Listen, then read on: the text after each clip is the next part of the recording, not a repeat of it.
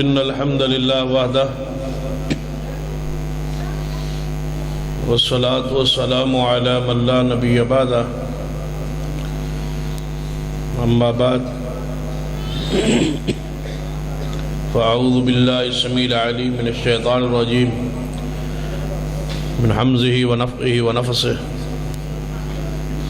بسم الله الرحمن الرحيم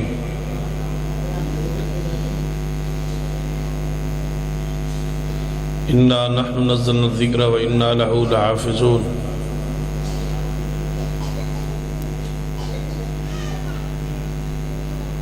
اس پروگرام کی تفصیل تو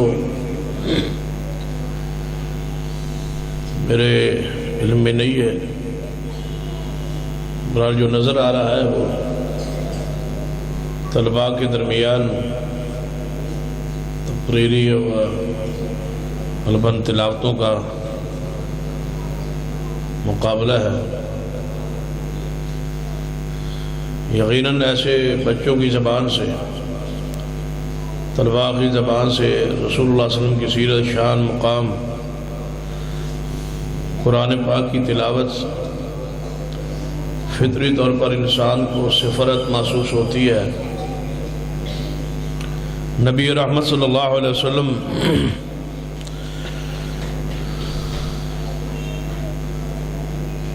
فتح مکہ کے بعد حنین کی طرف تشریف لے گئے۔ جب واپسی آپ مکہ مکرمہ میں داخل ہوئے، صحابہ کرام ساتھ تھے، تو قریش کے چند بچے جو تھے وہ کھیل رہے تھے مکہ مکرمہ سے باہر۔ جب ان بچوں نے رسول اللہ صلی اللہ علیہ وسلم کو آتے دیکھا تو انہوں نے مزاح کے طور پہ سیدنا بلال کی اذان کی نقل اتاری کہ بلال ایسے اذان کہتا ہے، اور اذان کے کلمات کو بھی دہرایا پڑھا۔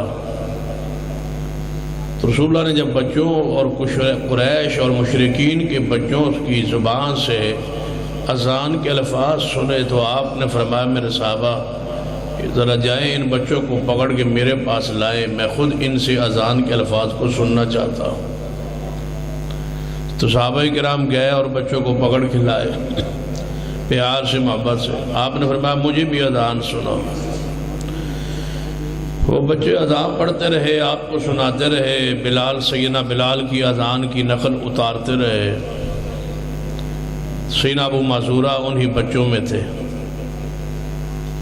جب انہوں نے اذان سنانا شروع کی تو اذان کی آواز ایسی تاثیر اس میں تھی، ایسی روحانیت تھی، ایسی خوبصورت آواز تھی کہ نبی علیہ السلام نے دل ہی دل میں یہ دعا کی کہ اے اللہ اس بچے کو ہدایت دے دے۔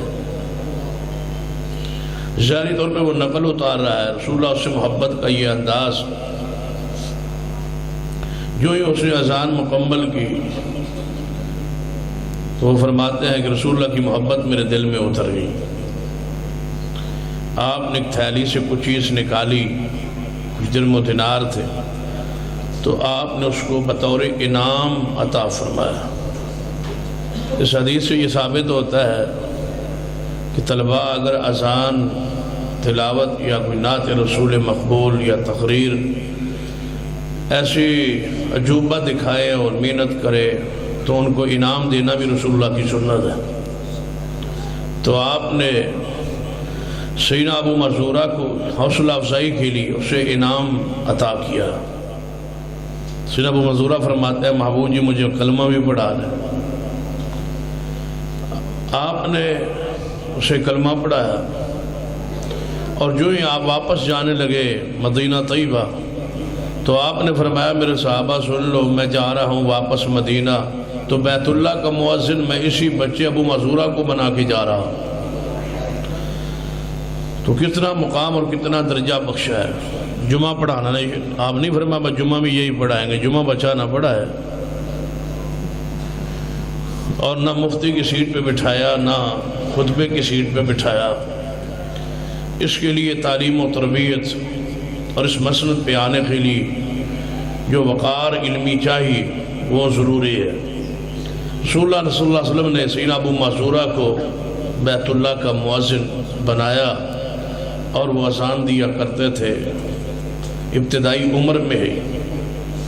اور یہ قرآن و سنت کی یہ تعلیم کا یہ انداز ہے کہ جب قوم میں کوئی پڑھا ہوا نہ ہو تو ایک صحابی تھے جن کی عمر 7 سال تھی، پوری قوم پوری برادری ان پڑھ تھی، آج ہی مسلمان ہوئی، تو رسول اللہ نے ان کا امام نماز کے لیے اسی بچے کو عمر بن سلمہ کو بنا دیا تھا جن کی عمر 7 سال تھی اور وہ صحابہ کے امام تھے. تو یہ بچوں کا ایک تاریخی کردار ہے تعلیم و تربیت کے انداز میں. معمود بن ربیع رضی اللہ تعالیٰ عنہ یہ صحابی ہیں، صحیح مسلم کے اندر ان کی روایت موجود ہے. فرماتے میں 5 سال کا تھا، رسول اللہ صلی اللہ علیہ وسلم کے پاس سے گزرا، وضو کر رہے تھے، آپ نے پیار سے وضو کی جو کلی کر رہے تھے وہ بجائے زمین پہ پانی پھینکنے کے میرے چہرے پہ پھینکا. مجھے آج تک وہ مصطفیٰ کا انداز یاد ہے. اس حدیث سے محدثین نے یہ لیا ہے کہ 5 سالہ صحابی جو ہے، 5 سالہ شخص اگر حدیث بیان کرے تو اسے حدیث لی ہے محدثین کرام رضوان اللہ علیہم اجمعین نے، تابعین نے اور صحابہ کرام رضوان اللہ علیہم اجمعین نے. اس اخلاق نبی کے اس پہلو کو سیدنا معمود رضی اللہ تعالیٰ عنہ نے بیان کیا. ایک حدیث بیان کرتا ہوں، بات ختم کرتا ہوں. گھر میں قرآن پاک کی یہ تلاوت، یہ بچوں کا ذوق، یہ شوق دیکھ کے وہ مجھے حدیث یاد آتی ہے جو صحیح سلسلہ حدیث صحیحہ میں امام البانی رحمۃ اللہ علیہ نے بیان کی ہے. رسول اللہ فرماتے ہیں کہ جیسے زمین پہ بیٹھنے والا شخص آسمان کی طرف دیکھے، زمین پہ بیٹھنے والا شخص آسمان کی طرف دیکھے رات کو تو اس کو آسمان پہ ستارے چمکتے ہوئے نظر آتے ہیں. آپ نے فرمایا جب آسمان پہ جا کے زمین کی طرف دیکھا جائے، جب زمین پہ کھڑے ہو کے آسمان کی طرف دیکھا جائے رات کو تو ستارے چمکتے نظر آتے ہیں.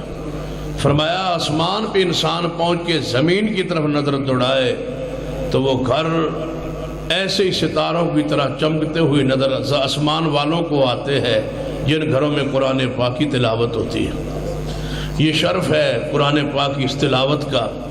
اس پرفتن دور میں، اس موبائل اور نیٹ اور اریانی کے دور میں ان بچوں کا مسجد میں اس وقت بیٹھنا جو کھیل کود کا وقت ہے اور اپنے آپ کو سیرت کے ساتھ جوڑنا، سیرت اور نبی صلی اللہ علیہ وسلم کے ساتھ، اور اس پاکیزہ اور روحانی اور موضوع پہ گفتگو کرنا اور آپس میں مقابلہ چات اور پھر قرآن پاک کی تلاوت، یقیناً یہ اس بچوں کے لیے اس ماحول میں ان دنوں میں یہ ان کے لیے باعث رحمت ہے. ان والدین کے لیے بھی، اس جماعت کے لیے بھی، اس محلے کے لیے بھی، اور ساتھیوں کے لیے بھی، اور ان معاونین کے لیے بھی صدقہ جاریہ ہے جو اس کے پیچھے کھڑے ہیں.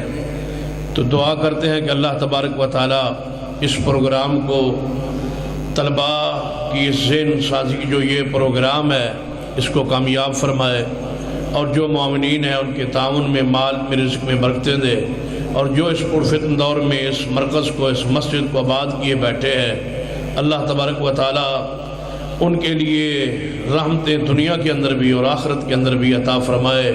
یہی اصل ہے، یہی دین ہے، اور یہی شریعت ہے، اور یہی ہماری ذمہ داری ہے، یہی ہمارا فریضہ ہے کہ آنے والی نسل کو ہم محبوب کی سنت، آپ کی سیرت سے آگاہ کریں. یقیناً مبارک ہیں وہ بچے جن کی زبان پر رسول اللہ کا نام آئے گا، آپ کی سیرت کو پڑھیں گے. لیکن یہ میں گزارش کروں گا اس زبان کو پاکیزہ رکھے، اس زبان کو اور معطر کرے.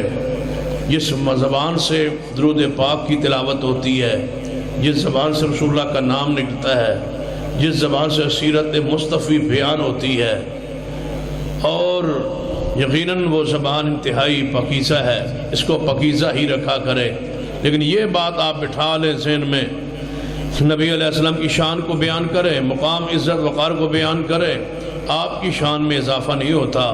وَرَفَعْنَا لَكَ ذِكْرَكَ، آپ کا تو ذکر شان بلند ہی بلند ہے، لیکن یہ شرف ضرور ملتا ہے جو آپ کی شان کو بیان کرتا ہے.